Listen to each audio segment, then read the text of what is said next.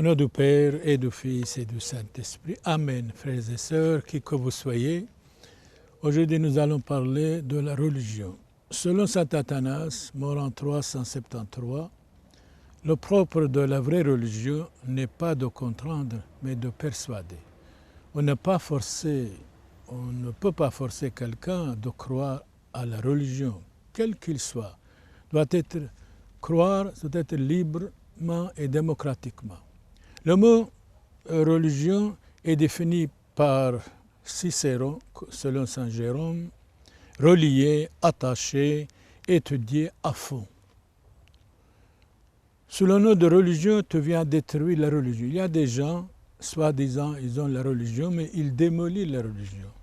Par la haine, par la guerre, par la méchanceté. La religion chrétienne consiste en trois choses. Dans la sainteté de la foi, dans la charité, dans la pureté des mœurs.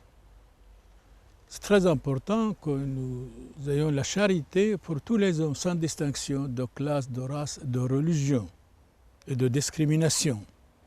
Mais, selon Voltaire, si vous enlevez la religion, vous ébranlez tout l'édifice de vertu et morale.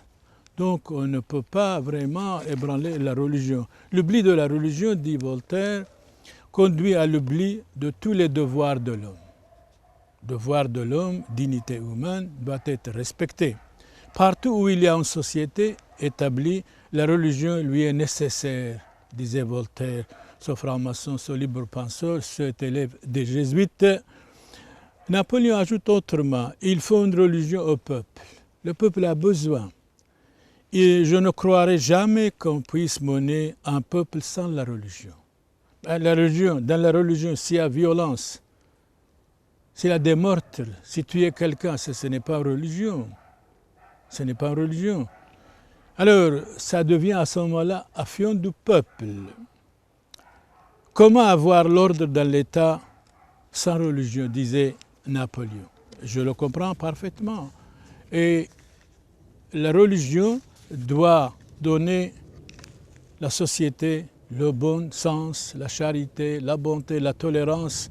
Une société sans religion, toujours agitée perpétuellement, ébranlée par le choc des passions plus violentes. Malheureusement, aujourd'hui, même tout le temps, il y avait des passions violentes, de violence dans la religion. Ça, ce n'est pas la religion de Dieu. La religion de Dieu, la religion de Jésus-Christ, c'est la paix, la sérénité, la santé, la tranquillité de l'âme et des hommes.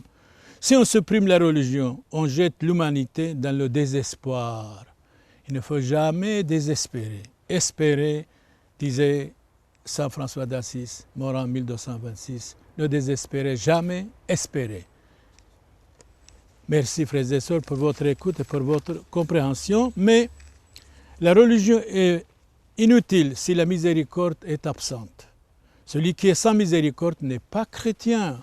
Celui qui est sans charité n'est pas chrétien. Soyez miséricordieux comme votre Père est miséricordieux. Toute religion non stable disparaîtra peu à peu. Donc on ne peut pas changer la religion, on ne peut pas changer de bonnes habitudes, on ne peut pas moderniser la religion.